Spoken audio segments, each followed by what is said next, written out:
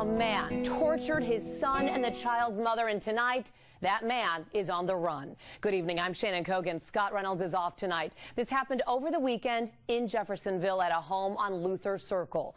Wave 3 News reporter Natalia Martinez is live at the police station for us tonight. And do police have any clue where this man is?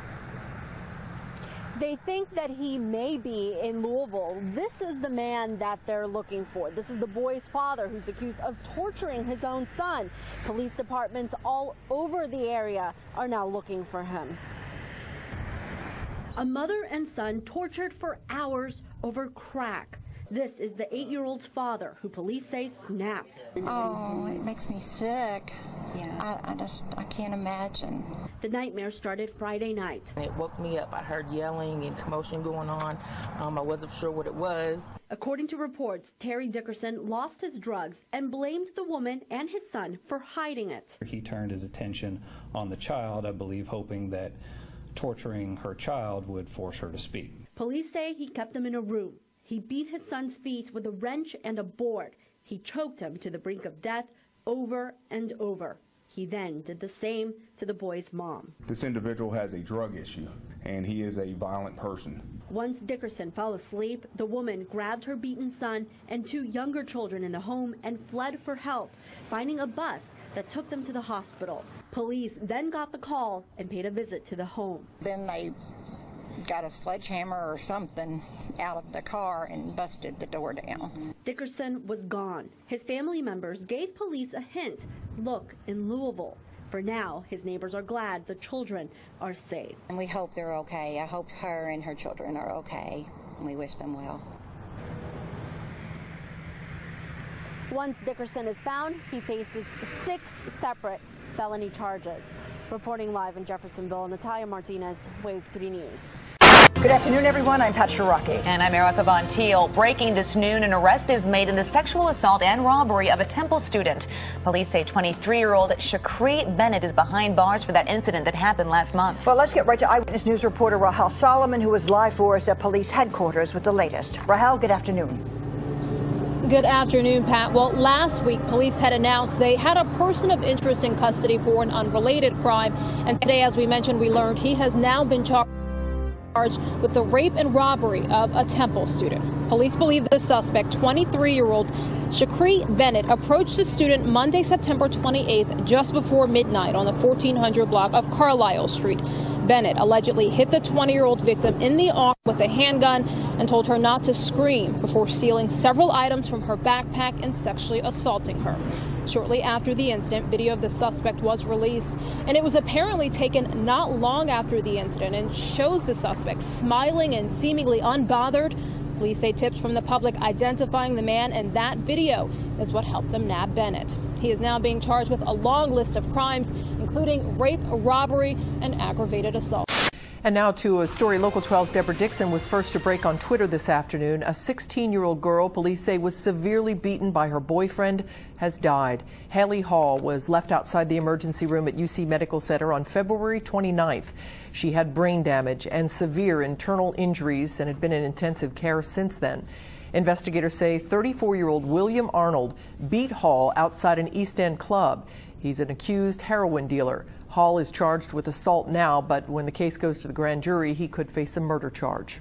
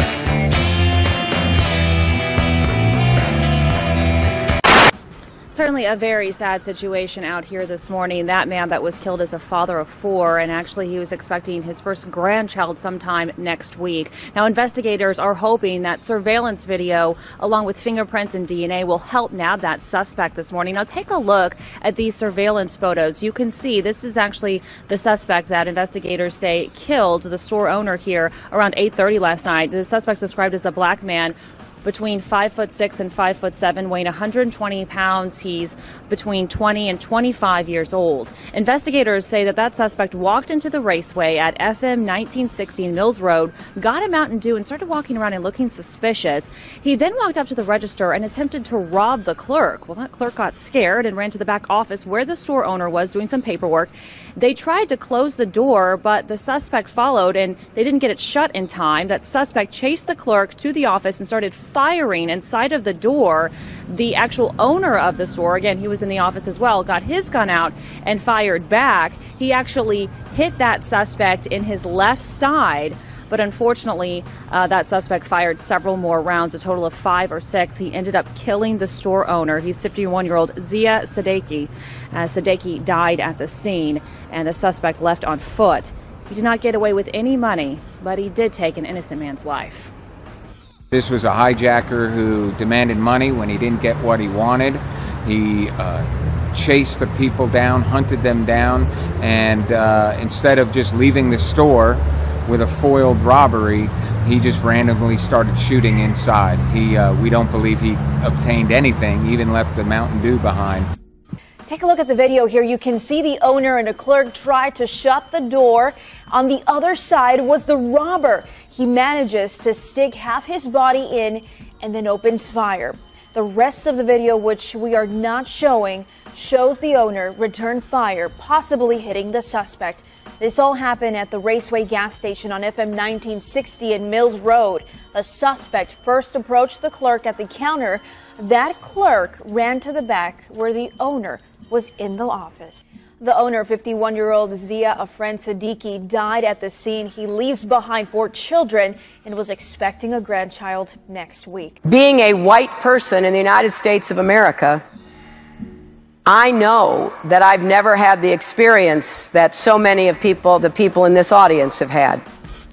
And I think it's incumbent upon me, and what I've been trying to talk about during this campaign, is to urge white people to think about what it is like to have the talk with your kids, scared that your sons or daughters even could get in trouble for no good reason whatsoever, like Sandra Bland, and end up dead in a jail in Texas. I was with some young people active in the Black Lives Matter movement.